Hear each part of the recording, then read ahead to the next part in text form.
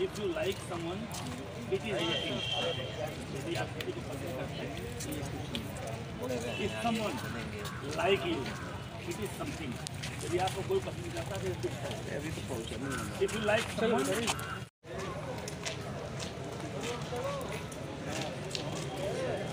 इसी में है, इसी में। हमारे अपने पास एप्लीकेशन देना है कि बारह आइए सर क्या करोगे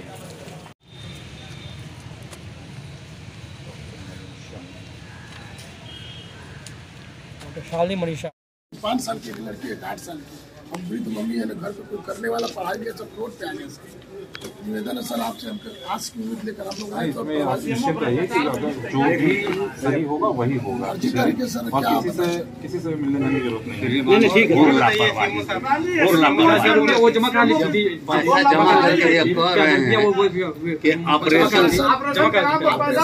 विश्वकर्मा जी ग्राम भाग थाना सरल का। क्या घटना पूरी हुई, तब तक क्या कार्रवाई हुई है? मेरी पत्नी पिंकी विश्वकर्मा, उसकी डिलीवरी होने वाली थी। 2020 में एक बार डिलीवरी उसकी हुई थी नॉर्मल, जिसमें गंदा पानी जाने के कारण मेरा बच्चा एक्सपायर हो गया था। इसीलिए मैं फातिमा की डॉक्टर शालिनी मनीषा, जो आनंद नर्सिंग होम भी प्राइवेट में बिना रजिस्ट्रेशन से फर्जी तरीके से चलाती है, वहाँ उन्होंने फातिमा में दिखाने लगा तो उन्होंने कहा कि मेरा प्राइवेट में हॉस्पिटल है, यहाँ पे आके दिखाइए। मैं वहाँ पे गया, दिखाता रहा लगातार 8 महीने से दवा चलती रही, सब नॉर्मल था।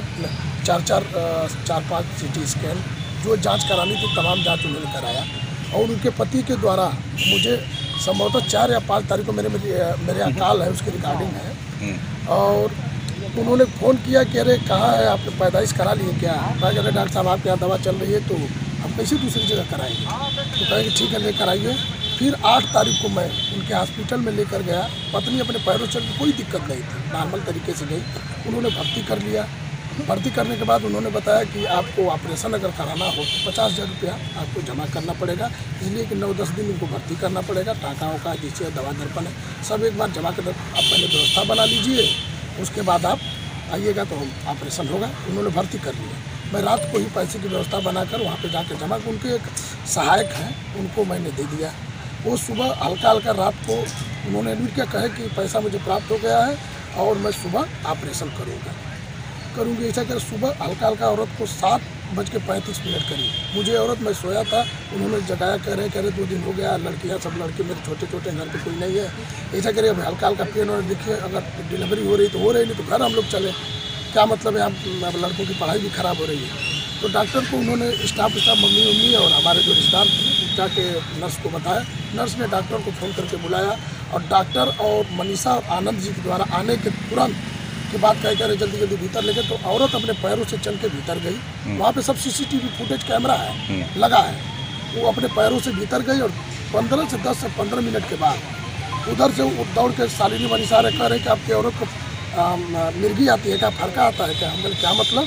करे वो डिलीवरी हो रही थी तो वो बेहोश हो गई है, कोमा में चली गई है। हमने कहा कि आपने नॉर्मल डिलीवरी कराया क्या? करे फिंगर खुल गया था तो सोच रहे थे कि नॉर्मल हो जाएगा तो ठीक रहेगा। तो मैं कहा कि आपको जो मैं पैसे जमा कर दिया, लगातार मैं 8 महीने से आपको ऑपरेशन के लिए कह रहा था, तो आपने ऐसा क्यों किया?